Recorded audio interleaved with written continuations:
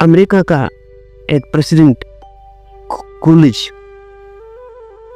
कम बोलता था, अत्यधिक कम। दुनिया में कोई राजनीतिक इतना कम बोलने वाला नहीं हुआ है।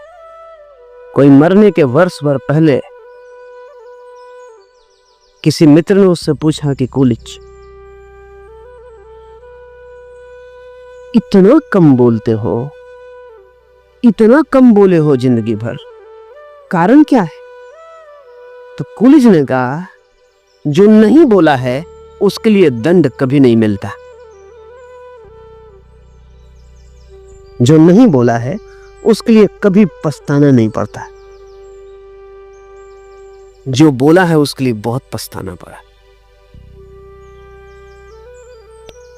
ये तो मुझे ज्यादा अनुभव न था, कूलिज ने कहा। अगर दोबारा मुझे मौका मिले तो मैं बिल्कुल चुप रह जाने वाला हूं।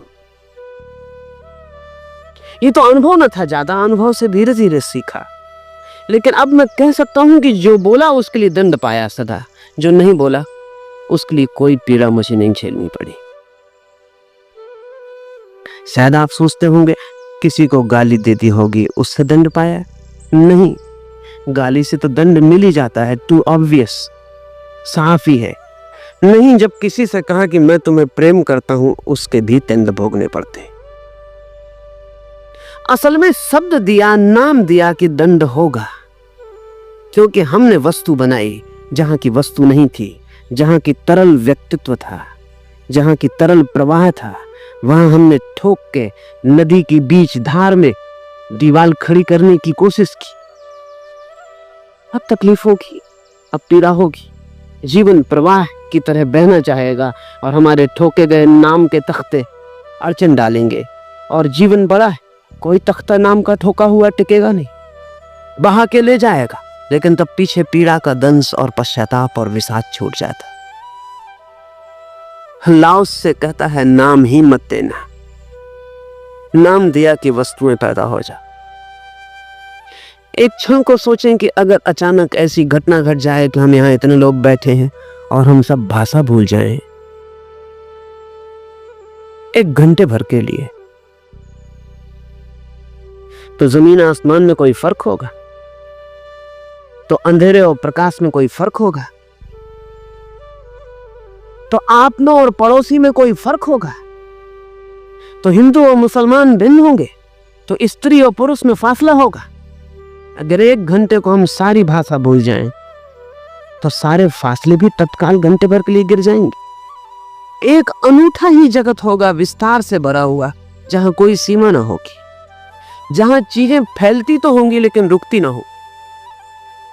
तब आपको ऐसा न लगेगा कि कोई आपके पड़ोस में बैठा है, क्योंकि ऐसा लगने के लिए भाषा जरूरी है। तब कोई पड़ोसी है ऐसा भी न लगेगा, क्योंकि ऐसा लगने के लिए भाषा जरूरी है। तब कोई मित्र है ऐसा भी नहीं लगेगा, कोई शत्रु है ऐसा भी नहीं लगेगा। तब तो एक विराट अस्तित्व रह जाएगा। उस अस्तित्व में दो प्रतीतियां, नाम नहीं, उस अस्तित्व में दो प्रतीतियां रहेंगी जिनको लाओस से कहता है हेवन एंड अर्थ, स्वर्ग और पृथ्वी, या ज्यादा आज की भाषा में होगा कहना ठीक, पदार्थ और चैतन्य। दो विस्तार रह जाएंगे, पदार्थ का और चैतन्य का।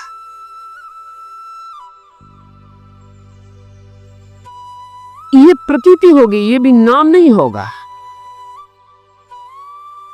ये प्रतीति होगी।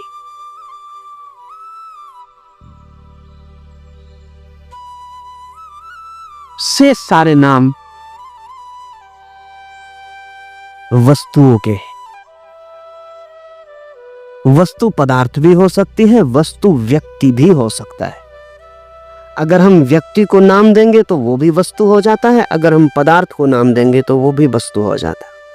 अगर मैंने कहा ये कुर्सी तो वो भी वस्तु हो गई, और मैंने कहा पत्नी, पति, बेटा, वो भी वस्तु हो गए। बेटे को भी पजेस किया जा सकता है, कुर्सी को भी पजेस किया जाता है। बेटे की भी मालकियत हो सकती है, कुर्सी की भी मालकियत हो सकती है, लेकिन जीवन की कोई मालकियत नहीं हो सकती और ना पदार्थ की कोई मालकियत हो सकती, क्योंकि आपको पता नहीं कि जब आप नहीं थे तब भी ये कुर्सी थी, और आप जब नहीं होंगे तब भी ये होगी। और आप जिसको कह रहे हैं मेरा बेटा कल उसकी सांस बंद हो जाएगी, तो आप उसको मरघट में जाके जलाएंगे। और जब उसकी सांस बंद हो रही होगी तब आप आकाश से ये ना कह सकेंगे कि मेरा बेटा मेरी बिना आज्ञा के उसकी सांस कैसे बंद हो रही। तब आप अपने बेटे से ये ना कह सकेंगे कि तू बड़ा अनुशासनहीन, उच्छृंखल, मुझसे पूछा भी नहीं और तूने सांस बंद कर दी। मरते वक्त मुझसे तो पूछ लेना था, मैं तेरा बाप हूं, मैंने तुझे जन्म दिया। लेकिन मरते वक्त न बेटा पूछ सकेगा, न बाप की आज्ञा की जरूरत पड़ेगी। अस्तित्व किसी की मालकियत नहीं मानता। जन्म के समय भी आपको भ्रम ही हुआ है कि आपने जन्म दिया है। अस्तित्व किसी की मालकियत नहीं मानता, न वस्तुएं किसी की मालकियत मानती हैं। लेकिन नाम के साथ मालकियत पैदा होती और नाम के साथ वस्तु बनती। वस्तु का दूसरा छोर है मालकियत। जहां भी मालकियत है वहां वस्तु होगी। वो व्यक्ति की है कि पदार्थ की, इससे कोई फर्क नहीं पड़ता। जहां किसी ने कहा मेरा, वह मालकियत खड़ी हो जाएगी। वही चीजें अस्तित्व को खो देंगी और वस्तुएं बन जाएंगी। हम रहते हैं वस्तुओं से घिरे हुए। इन सारी वस्तुओं का जन्मदाता लाओस से कहता है नाम देने की प्रक्रिया, द नेमिंग। ये जो हम नाम दिए चले जाते हैं, यही मैं सदा लाओस से के संबंध में कहता रहा हूं। एक मित्र के साथ लाओस से सुबह घूमने निकलता है। वर्षों से साथी है। मित्र जानता है कि लाओस से सदा चुप रहता है। तो मित्र के घर कोई मेहमान आया और वो उसको भी घुमाने ले आया। और रास्ते में उस मेहमान ने बड़ी परेशानी अनुभव की। वो बहुत रेस्टलेस हो गया है, क्योंकि ना लाओस से बोलता है ना उसका मेजबान बोलता है। वो मित्र बहुत परेशान हो गया, आकर उसके बस के बाहर हो गया। तो उसने कहा कि सुबह बहुत सुंदर है, देखते हैं। लेकिन न मित्र ने देखा ना जवाब दिया, ना लाओस ने देखा ना जवाब दिया। तब और बेचैनी उसकी बढ़ गई। इससे तो चुप ही रहता तो अच्छा था। लौट आए। लौटने के बाद लाओस ने मित्र के कान में कहा कि अपने साथी को दोबारा मत लाना, बहुत बातूनी मालूम पड़ता है, टू मच टॉकेटिव। मित्र भी थोड़ा दंग हुआ, क्योंकि इतनी ज्यादा बात तो नहीं की थी। कोई 1.5 घंटे की अवधि में एक ही तो बात बोला था वो कि सुबह बड़ी सुंदर थी। सांझ को मित्र आया और लाओस से कहा क्षमा करना, उसे तो रोक दिया, लेकिन मैं भी बेचैन रहा हूं, ऐसी ज्यादा बात तो नहीं की थी। इतना ही कहा था कि सुबह बड़ी सुंदर। लाओस ने कहा दिया नाम की चीजें नष्ट हो जाती। सुबह बड़ी सुंदर थी जब तक वो तुम्हारा साथी नहीं बोला था। कठिन पड़ेगा समझना। लाओस से कहता है सुबह बड़ी सुंदर थी जब तक तुम्हारा साथी नहीं बोला था। तब तक उस सौंदर्य में कोई सीमा न थी। तब तक वो सौंदर्य कहीं समाप्त होता हुआ मालूम नहीं पड़ता था। तब तक उस सौंदर्य का कोई अंत न था। लेकिन जैसे ही तुम्हारे मित्र ने कहा बड़ी सुंदर है सुबह, सब सिकुड़ के छोटा हो गया। तुम्हारे मित्र के शब्दों ने सब पर सीमा बांधी। तुम्हारा मित्र सब पर हावी हो गया। और जब इतना सौंदर्य था तो बोलना सिर्फ कुरूपता थी। जहां इतना सौंदर्य था वहां बोलना सिर्फ विघ्न था। तो मैं तुमसे कहता हूं कि तुम्हारे मित्र को सौंदर्य का कोई पता नहीं, उसने सिर्फ बात चलाई की। उसे कुछ पता नहीं है सौंदर्य का, क्योंकि सौंदर्य का पता होता तो बोलता हुआ आदमी चुप हो जाता है। चुप आदमी कैसे बोल सकता था? सौंदर्य का इंपैक्ट है। जब चारों ओर से सौंदर्य घेर लेता है तो प्राण चुप हो जाते हैं। हृदय धड़कता भी है तो पता नहीं चलता कि धड़कता है, सब निष्पंद हो जाता है। पर हम चुप थे और तुम्हारा मित्र बोल पड़ा। उसे सौंदर्य का कोई पता न था, उसे सुबह का भी कोई पता न था। वो सिर्फ खूंटी खोज रहा था, बातचीत चर्चा चलाने को। हम सब खोजते हैं। कोई भी मिलता है आप मौसम की चर्चा शुरू कर देते हैं, कुछ भी बात शुरू कर देते हैं। वो सिर्फ बहाना होता है। असल में चुप रहना इतना कठिन है कि हम किसी भी बहाने से बोलना शुरू कर देते। अब दोबारा जब आप किसी से बातचीत शुरू करें तो ख्याल रखना आपको फौरन पता चल जाएगा कि सिर्फ बहाने हैं। न सुबह से मतलब, न सूरज से मतलब, न बादलों से मतलब, न बरसा से मतलब, कोई नहीं है। पर कहीं से बात शुरू होनी चाहिए, क्योंकि दो आदमी चुप रहने की कला ही भूल गए कि दो आदमी साथ हो तो चुप रह सके। फ्रायड ने अपने जीवन भर के अनुभवों के बाद लिखा है कि पहले तो मैं सोचता था कि हम बात करते हैं कुछ कहने के लिए, लेकिन अब मेरा अनुभव यह है कि हम बात करते हैं कुछ छिपाने के लिए। कुछ चीजें हैं जो चुप रहने में उघड़ जाएंगी, उनको हम बातचीत करके छिपा लेते। एक आदमी के पास घंटे भर मौन से बैठ जाइए तो उस आदमी को जितना आप जान पाएंगे, उतना वर्ष भर उससे बात करते रहिए तो न जान पाएंगे। बात जो है वो आदमी अपने को छिपाने के लिए अपने चारों तरफ एक जाल खड़ा कर रहा है। उसकी आंखों को फिर आप न देख पाएंगे, उसके शब्दों में अटक जाएंगे, उसके उठने को न देख पाएंगे, उसके बैठने को न देख पाएंगे, उसके गेस्चर्स आपके ख्याल में ना आएंगे, उसके शब्द ही शब्द आपके आसपास रह जाएंगे। कभी आपने ख्याल किया जब आप पीछे किसी आदमी को याद करते हैं तो सिवाय शब्दों के आपको कुछ और याद आता है? याद आता है उस आदमी ने कैसे आपको देखा था, याद आता है उसने कैसे आपके हाथ का स्पर्श किया था, याद आता है उसके शरीर की गंध कैसी थी, याद आता है उसकी आंखों का ढंग कैसा था, याद आता है वो कमरे में कैसा प्रवेश हुआ था, याद आता है वो कैसा बैठा था उठा था। कुछ भी याद नहीं आता है, इतनी याद आता है कि उसने क्या कहा था। आदमी न हुआ, वो ग्रामोफोन हुआ। आपने उसके बाबत जो स्मृति बनाई है वो सिर्फ शब्दों की, उसके पूरे अस्तित्व का आपको कोई भी पता नहीं। कितने हैरानी की बात है, अगर आप अपनी माँ की शक्ल भी आंख बंद करके गौर से देखना चाहें तो आप पक्का पता न लगा पाएंगे कि माँ की शक्ल कैसी। आप शायद एकदम से मेरी बात को इनकार करेंगे कि ऐसा कैसे हो सकता है। आप घर जाके करना, आंख बंद कर लेना और देखना कि माँ की शक्ल कैसी है, और आप पाएंगे कि जब तक गौर नहीं किया था तब तक तो कुछ कुछ पता था कि ऐसी है, और जब आप गौर करेंगे तो बहुत धुंधला हो जाएगा, सब रूपरेखा खो जाएगी। माँ की शक्ल भी आप न पकड़ पाएंगे, क्योंकि किस बेटे ने माँ को देखा?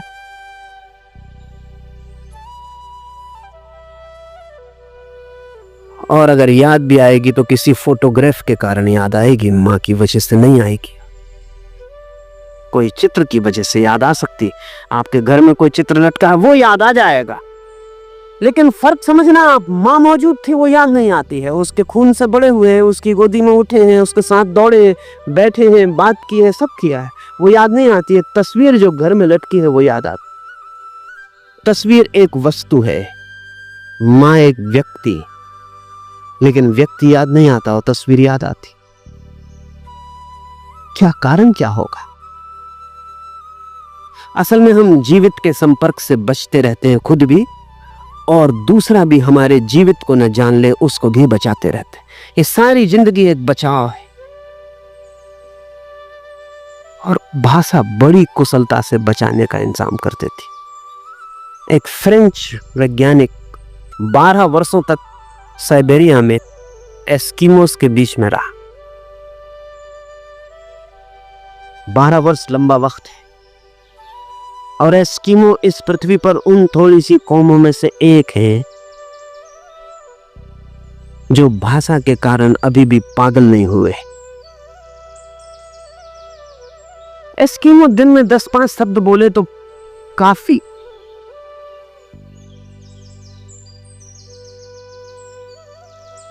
अगर एस्किमो को भूख लगी है तो वो इतना नहीं कहता कि मुझे भूख लगी, वो इतना नहीं कहता भूख।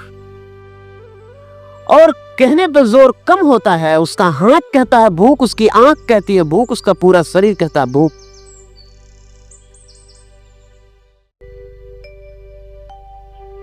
बड़ी मुश्किल में पड़ गया। उस वैज्ञानिक के संस्मरण में पढ़ता था, उसने लिखा है कि मेरे पहले 6 महीने तो ऐसे थे जैसे मैं नर्क में पड़ गया, क्योंकि वे बोलते ही नहीं और मैं बोलने को उबलता था, लेकिन किससे बोलूं? तो उसने लिखा है कि मैं अकेले में जाके अपने से ही जोर से बोल लेता।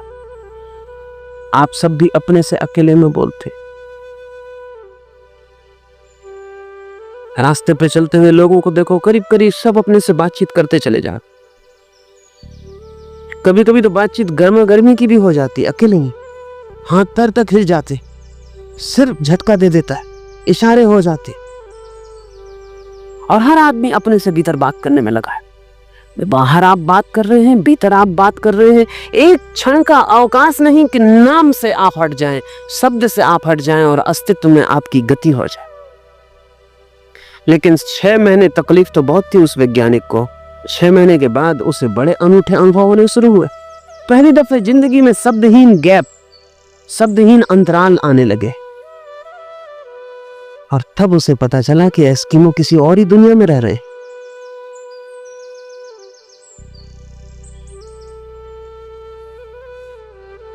अल्लाह से जिस दुनिया की बात कर रहा है, जिन लोगों की बात कर रहा है, जिन संभावनाओं की बात कर रहा है, वो शब्दहीन अनुभूति की संभावना की बात है। शब्द के साथ वस्तुओं का जगत आ जाता है, शब्द के हटते ही वस्तुओं का जगत हट जाता है और अस्तित्व मात्र ही रह जाता है।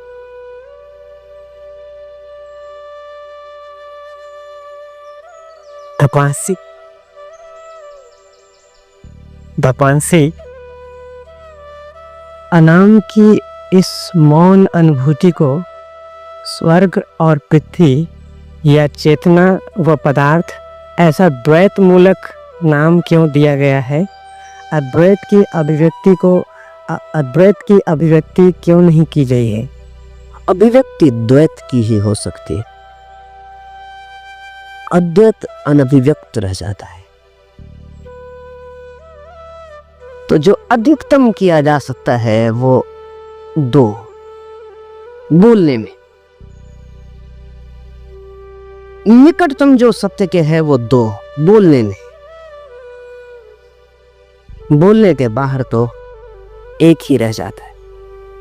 लेकिन भाषा किसी भी चीज को 2 में तोड़े बिना नहीं बोल सकती।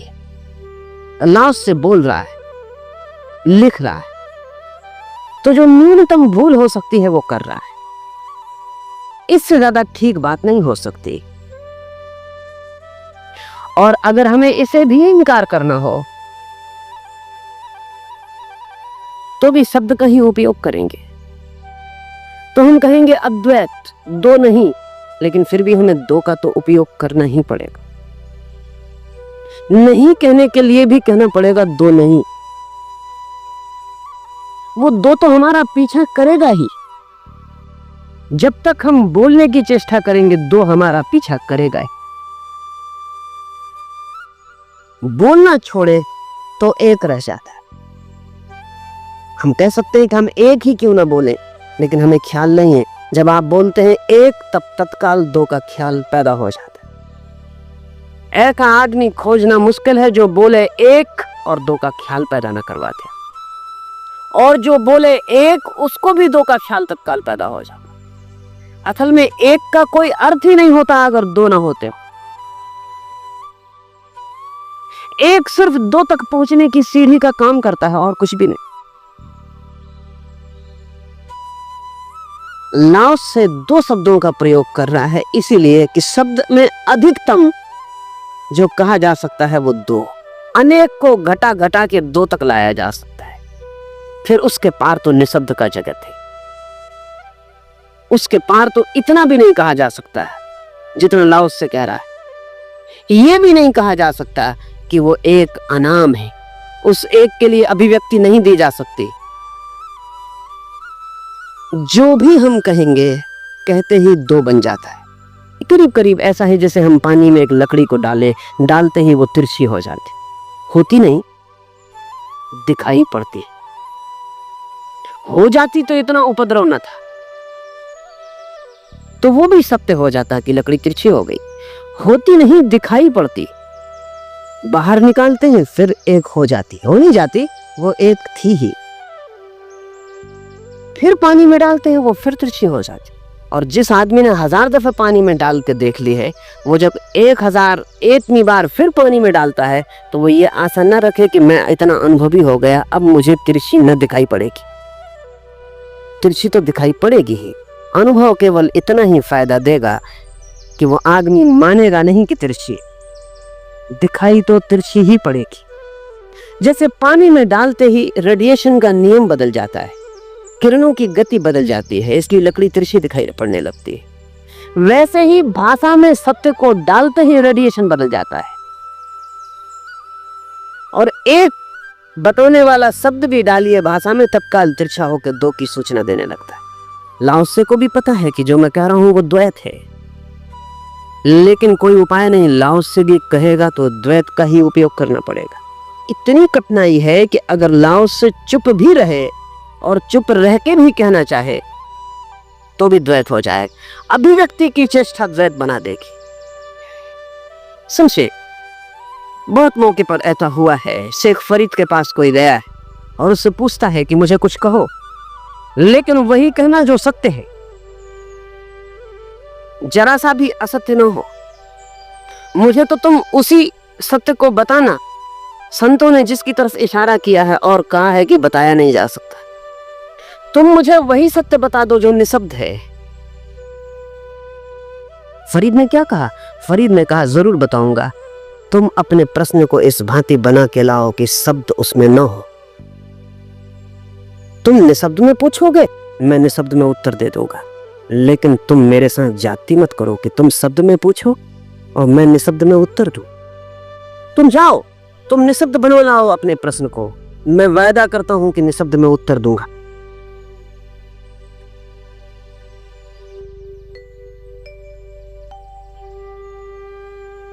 वो आदमी चला गया। कठिनाई तो थी, बहुत सोचा उसने बरसों।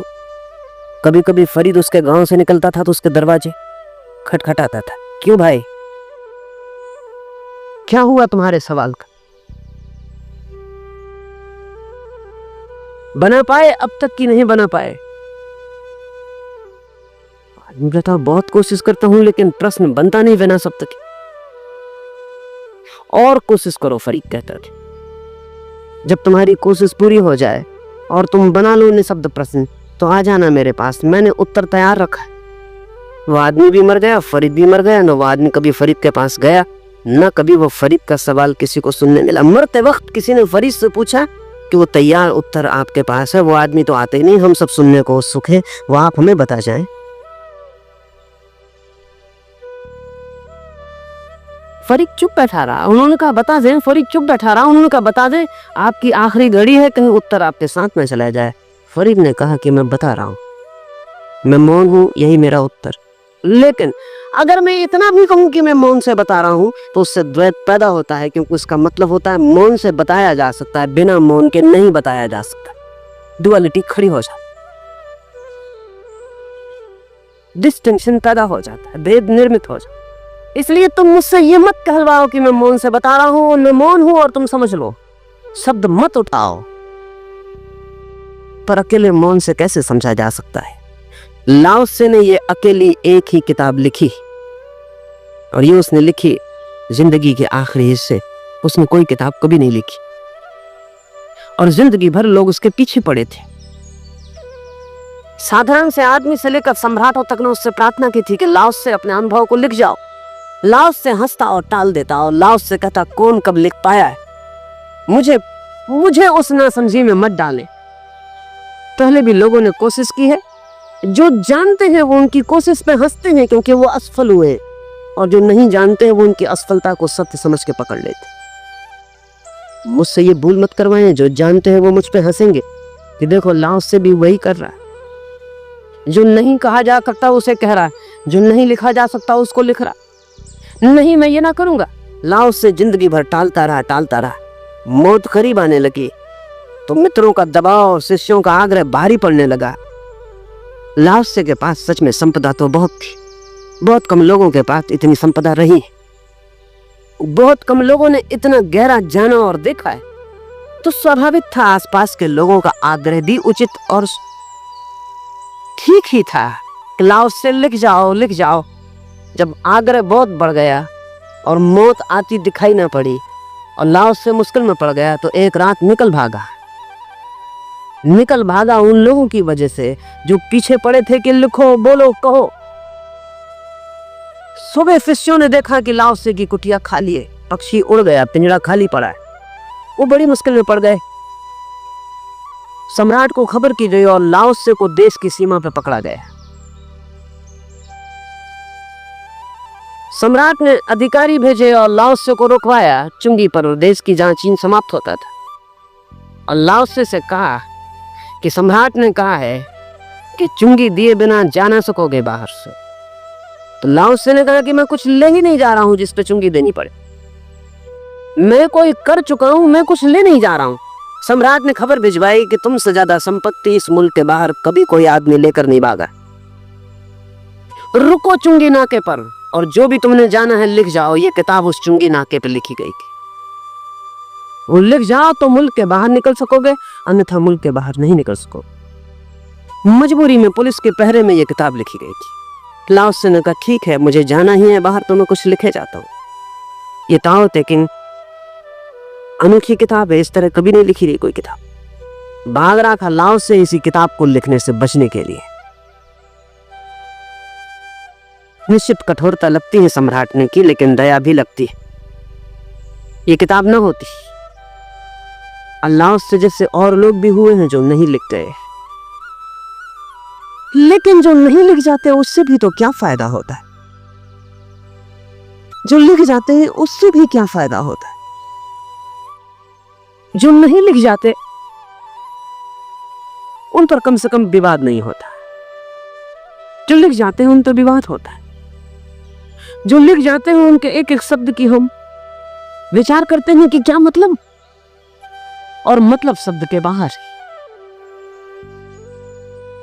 कभी अगर मनुष्य जाति का अंतिम लेखा जोखा होगा तो कहना मुश्किल है कि जो लिख गए वो बुद्धिमान समझे जाएंगे कि जो नहीं लिख गए वो बुद्धिमान समझे जाए। वैसे दो में से कुछ भी चुनो, द्वैत का ही चुनाव है। कोई लिखने के खिलाफ चुप रहने को चुन लेता है, कोई चुप रहने के खिलाफ लिखने को चुन लेता है। बाकी द्वैत से बचने का उपाय नहीं।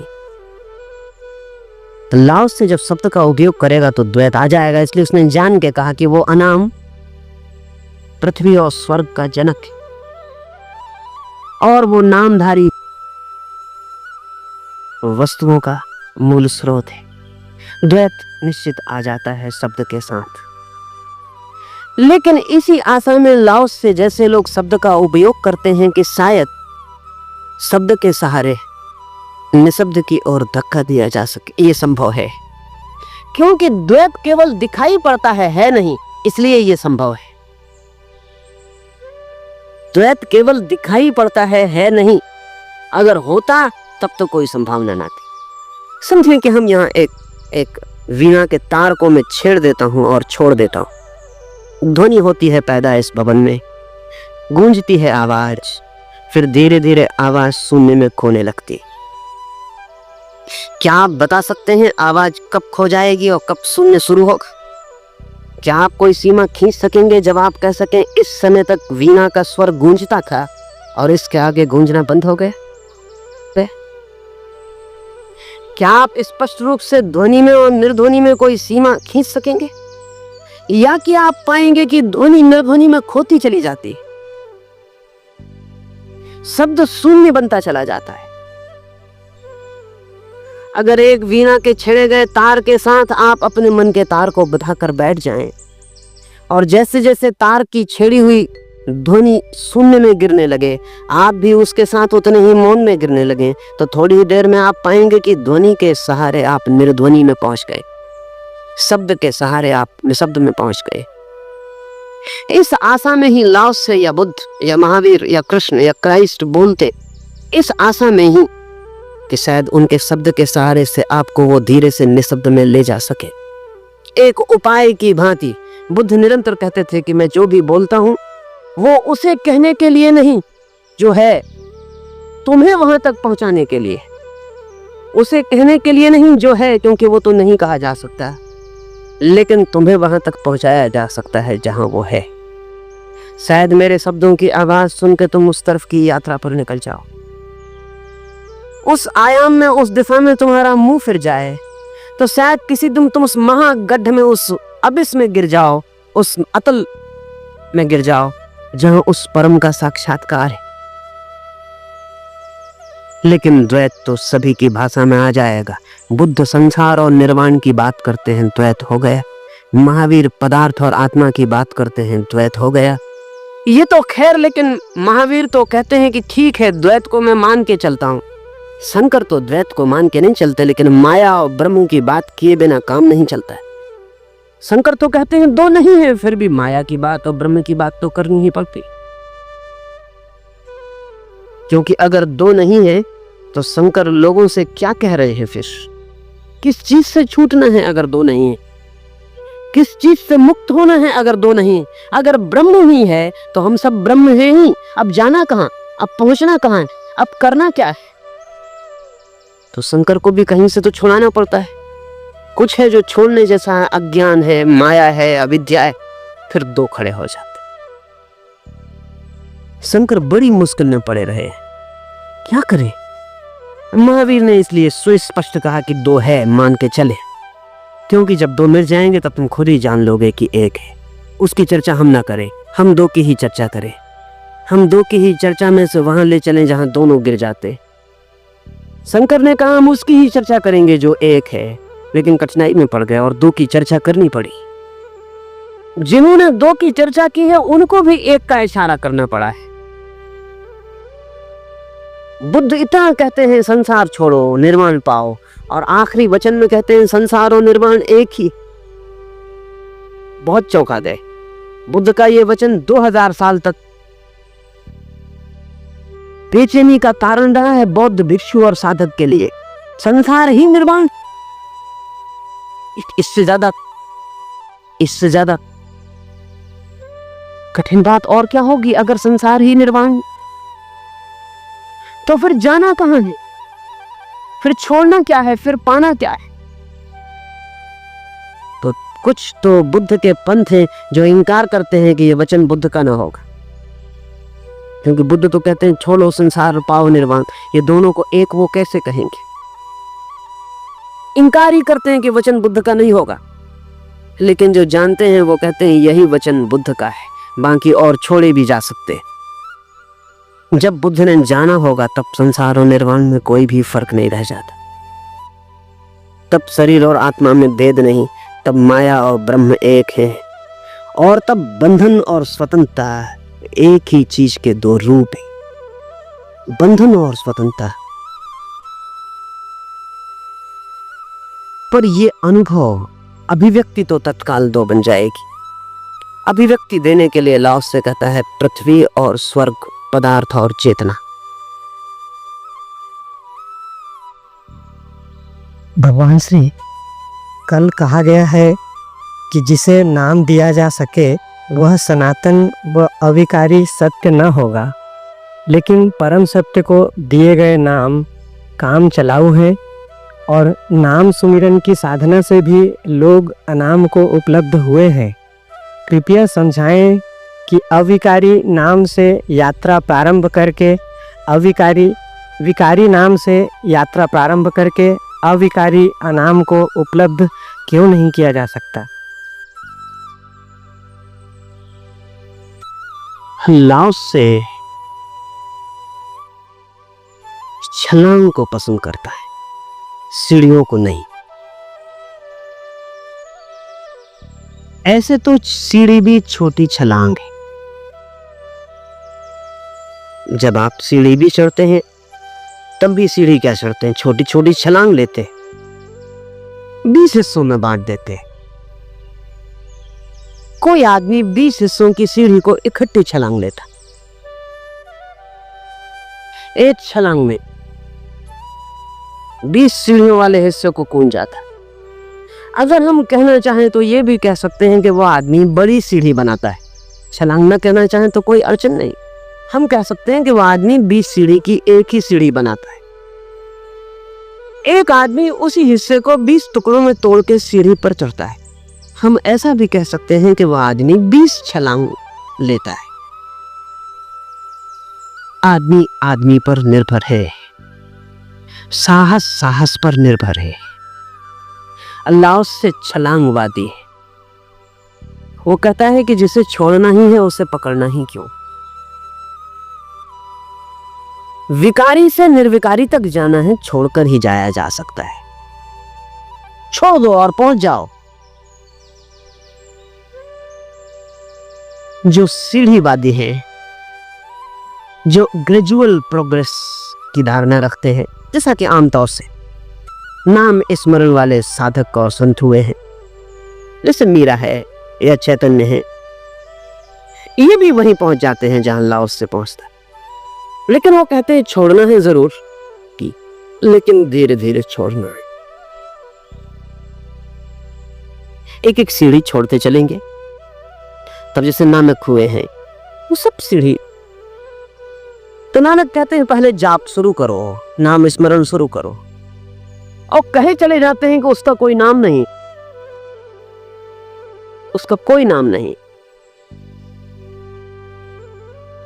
वो जो अलग निरंजन है, उसका कोई नाम नहीं। वो जो अकाल है, वो समय के बाहर, पर नाम स्मरण करो। पहले ओठ से नाम स्मरण करो, ये पहली सीढ़ी। फिर ओठ को बंद कर लो, फिर कंठ से नाम स्मरण करो, ये दूसरी सीढ़ी। फिर कंठ से भी छोड़ दो, फिर हृदय से स्मरण करो, ये तीसरी सीढ़ी। फिर हृदय से भी छोड़ दो, फिर अजपा जाप हो जाए। तुम मत करो, जाप को होने दो, तुम मत करो, और ऐसा हो जाता है। ओठ से, फिर कंठ से, फिर कंठ से भी नहीं, फिर सिर्फ हृदय से। और जब हृदय से होने लगता है तो छोड़ दो, फिर पूरे शरीर के रोए रोए में, पूरे अस्तित्व में नाम गूंजने लगता है। पर यह भी मंजिल नहीं है, वे सीढ़ियां चल रहे हैं। फिर इसको भी छोड़ दो, फिर अजपा, अब जाप ही नहीं, पर ये 4 सीढ़ियों में छोड़ा गया। अजपा आएगा, अनाम आएगा, लेकिन 4 सीढ़ियों में छोड़ा गया। अल्लाह से कहता है जिसे छोड़ना ही है, उसे इतने धीरे धीरे क्या छोड़ना। अल्लाह से कहता है कि अगर छोड़ते हो इतने धीरे धीरे, तो उसका मतलब है छोड़ने का तुम्हारा मन नहीं है, पकड़े रखना चाहते हो, इसलिए पोस्टपोन करते हो। कहते हो कि जरा अभी ओठ से कर ले, फिर ओठ का छोड़ देंगे, फिर कंठ से कर लेंगे, फिर कंठ से छोड़ देंगे। जब अजपा में ही जाना है तो लाओस से कहता है अभी और यहीं, समय को खोने की जरूरत क्या है, छोड़ दो।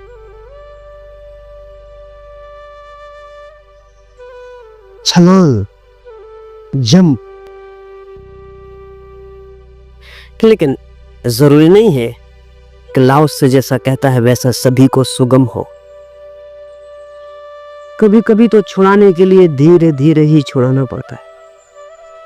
लोग हैं, टाइप है, बड़े भिन्न भिन्न तरह के लोग हैं। अगर किसी को हम कहें कि छलांग के सिवा कोई रास्ता ही नहीं, सीढ़ियों से उतरने का उपाय ही नहीं है, तो इसका मतलब ये नहीं वो छलांग लगाएगा। अगर वो छलांग लगाने वाला नहीं है तो सीढ़ियां भी नहीं उतरेगा, बस इतना ही होगा। वो बैठ के रह जाएगा, वो कहेगा ये बात ही अपने काम की नहीं। पर उसके लिए भी परमात्मा तक पहुंचने का मार्ग तो होना ही चाहिए। उसे कोई कहता है सीढ़ियों से आ जाओ। लाओस से जो कह रहा है वो उसके अपने टाइप की बात कह रहा है। इसे सदा ध्यान में रखना, नहीं तो मेरी बात में आपको निरंतर कठिनाई होगी। मेरा अपना खुद का निजी जो स्वभाव है वो ऐसा है कि जब मैं लाओस से बोल रहा हूं तो मैं लाओस से होकर ही बोल रहा हूं। फिर मैं भूल जाऊंगा कोई चैतन्य कभी हुए, कि कभी कोई मीरा कभी हुई, कि कोई कृष्ण ने कभी कोई गीता कही, वो मैं नहीं बीच में आई, वो बात खत्म हो गई। तो अच्छा होगा कि जब लाओस से पर बोल रहा हूं तो दूसरे सवाल बीच में मत उठाएंगे, उसे समझने में फायदा नहीं होगा, नुकसान ही पड़ेगा। जब कृष्ण पर बोलता हूं तब पूछ लेना, तब लाओस से को बीच में मत लाना, क्योंकि जब कृष्ण पर बोलता हूं तो कृष्ण ही होकर बोलना है, फिर बीच में दूसरे को लाना नहीं। और मेरा अपना कोई लगाव नहीं, इसलिए मैं किसी के भी साथ पूरा हो सकता हूं। मेरा अपना कोई लगाव नहीं। अगर मेरा अपना कोई लगाव हो तो मैं किसी के साथ पूरा नहीं हो सकता। अगर मेरा लगाव हो कि नाम स्मरण से ही पहुंचा जा सकता है, तो फिर लाओस से को मैं आपको न समझा पाऊंगा, अन्याय हो जाएगा। नहीं, मैं कहता हूँ लाओस से बिल्कुल ही ठीक कहता है, एकदम ठीक कहता है। और फिर भी जब मैं चैतन्य पर बोलूंगा तो कहूंगा कि चैतन्य बिल्कुल ठीक कहते हैं। सीढ़ियों से भी पहुंचा जा सकता है, लेकिन अभी उसे मत उठाएं, तो उसे उठाने से लाओस को समझने में कोई सुगमता ना होगी। उसे भूल जाए, उसे बिल्कुल ही भूल जाए। लाओत्से को समझने बैठे हैं तो छलांग की बात ही पूरी समझ लें। नहीं तो हमारा मन ऐसा करता है, जब मैं छलांग की बात समझाने बैठता हूँ तब आप सीढ़ियों की बात उठाते, और जब मैं सीढ़ियों की बात समझाने बैठता हूँ तब आप छलांग की बात उठाते हैं। आप चूकते, बेईमानी है वो मन की। क्योंकि जब मैं कहता हूँ कीर्तन करो तब आप कहते हैं कीर्तन से क्या होगा, और जब मैं कहता हूँ सब फेंक दो, नोम वगैरह जला दो, तब आप कहते हैं कि आप तो कह रहे थे कि कीर्तन से होगा। ना आपने हो किया, ना अब ये करेंगे, आप अपना बचाव खोजते चले जाएंगे। आग से जो बन पड़े वो कर लो, लेकिन इतना तो कर ही लो कम से कम कि जो मैं समझा रहा हूं उससे पूरा का पूरा प्रमाणिक समझ लो, उसमें दूसरे को डालो ही मत। वो सब फॉरेन, जैसे लाओत्से के बीच में नाम की बात ही मत लाना, संकीर्तन कीर्तन का सवाल ही मत उठाना, वो बिल्कुल कचरा है। लाओत्से की व्यवस्था में उसका कोई भी उपयोग नहीं। वो वैसे ही जैसे कि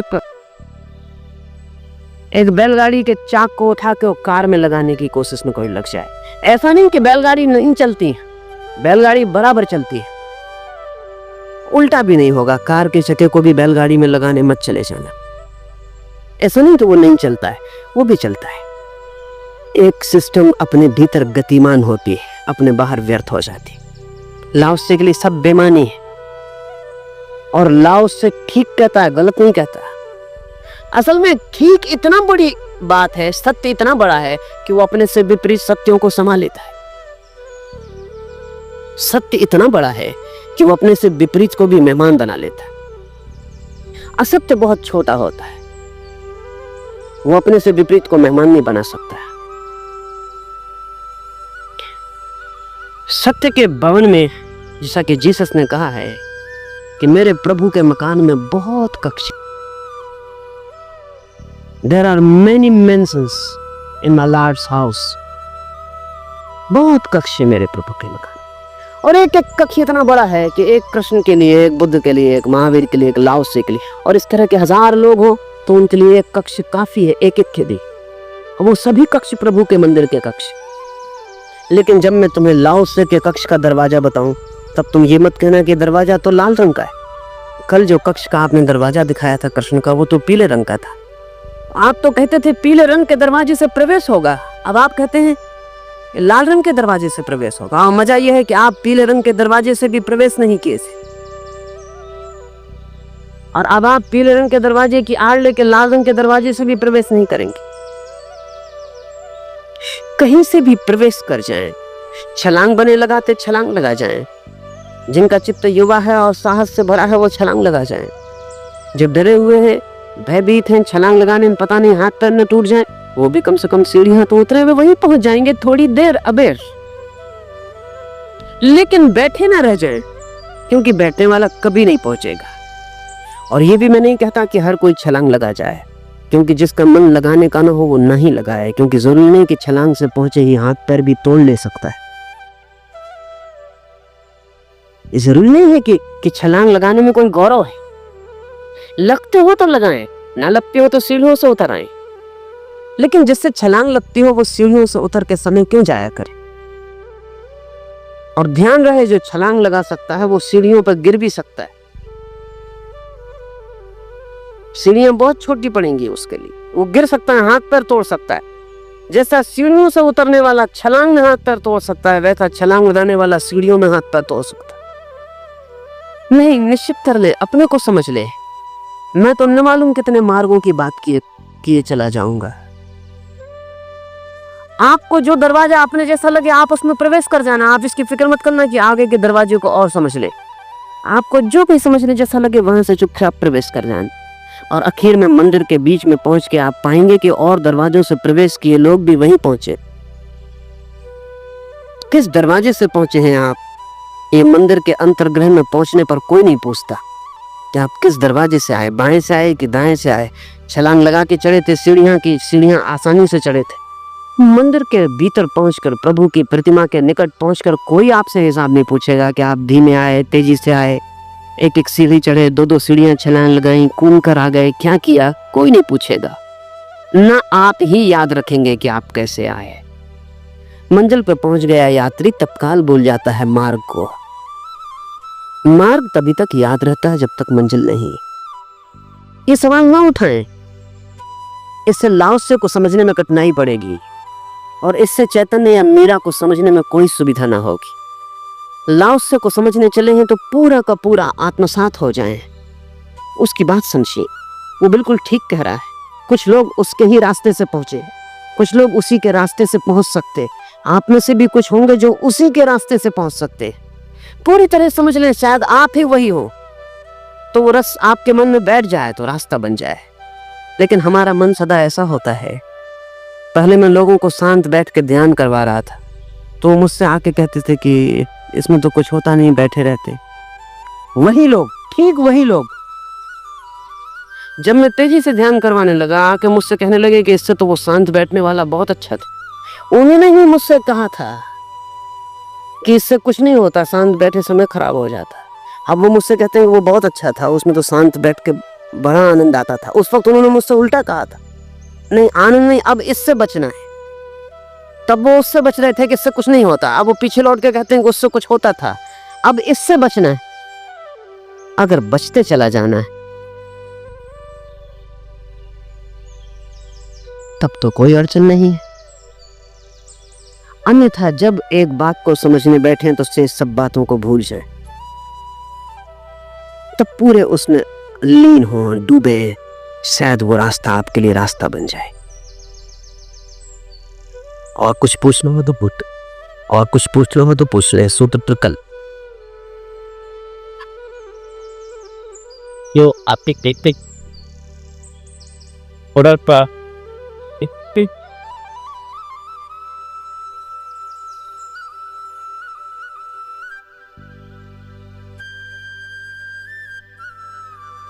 तेरी साथ तिथि का आपने त्याग किया, जिससे कॉन्शियसनेस चेतना का प्रक्षिप्व तो होना नहीं चाहिए। तो अगर कॉन्शियस माइंड उन लेवीदार में निष्क्रिय गुजारा तो इसमें और जड़ तत्व में क्या फर्क हो?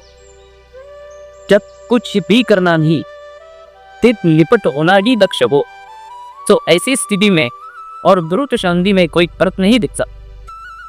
हमारे में चेतना के अस्तित्व का क्या प्रयोजन भोग करता है?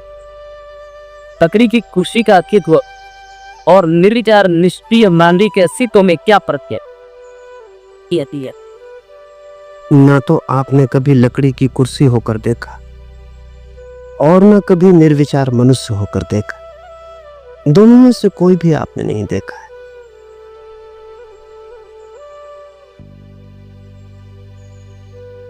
लेकिन सोचते हैं हम कि दोनों में फर्क होना चाहिए, यह सोचते हैं कि शायद दोनों में कोई फर्क ना होगा। लकड़ी की कुर्सी कैसा अनुभव करती है इसका आपको कोई भी पता नहीं है। अनुभव करती भी है नहीं करती इसका भी कोई पता नहीं। निर्विचार मनुष्य कैसा अनुभव करता है इसका भी कोई पता नहीं। लेकिन प्रश्न मन में उठता है, प्रश्न बिल्कुल स्वाभाविक। हमारे सभी प्रश्न ऐसे हैं, हमारे सभी प्रश्न ऐसे कि जो हमारे अनुभव के बाहर होता है उसके संबंध में हम प्रश्न निर्मित कर लेते। उनका कोई भी उत्तर परिणामकारी नहीं होगा। सिर्फ अनुभव ही परिणामकारी हो सकता है। तो पहले तो हम थोड़ा अनुभव को समझें, फिर उत्तर को भी देख लें। जब व्यक्ति के सारे विचार शांत हो जाते हैं तो कॉन्शियसनेस तो रहती है, सेल्फ कॉन्शियसनेस नहीं रहती। चेतना तो रहती है लेकिन स्वचेतना नहीं रहती। लेकिन हमें बड़ी कठिनाई होगी क्योंकि हमने सिवाय सेल्फ कॉन्शियसनेस के और कोई कॉन्शियसनेस कभी जानी नहीं। जब हम कहते हैं चेतन हूं मैं, तो उसका मतलब होता है मैं हूं। हमारे चेतन होने का एक ही मतलब होता है अपने होने का हमें पता है कि मैं हूं, हालांकि बिल्कुल पता नहीं है कि कौन, क्या हूं, कुछ पता नहीं, बस मैं हूं। ये जो हमारी स्वचेतना है, सेल्फ कॉन्शियसनेस है, ये रोग, बीमारी। इसी स्वचेतना के संघट का नाम अहंकार है, ईगो है।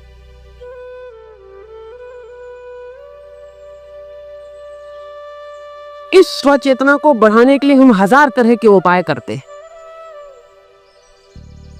जब आप बहुत अच्छे कपड़े पहनकर निकले हैं जैसे किसी और के पास नहीं, तो होता क्या है, ये स्वचेतना मजबूत होती है। साधारण कपड़ों में सेल्फ कॉन्शियस होना मुश्किल हो जाता है, असाधारण कपड़ों में आप सेल्फ कॉन्शियस हो जाते। अगर आप रथ पे बैठ के चल रहे हैं और बाकी लोग जमीन पे चल रहे हैं तो आप सेल्फ कॉन्शियस हो जाते हैं। आप हाथी पर बैठे हैं, बाकी लोग जमीन पर हैं, तो आप सेल्फ कॉन्शियस हो जाते हैं। आप कुछ हैं।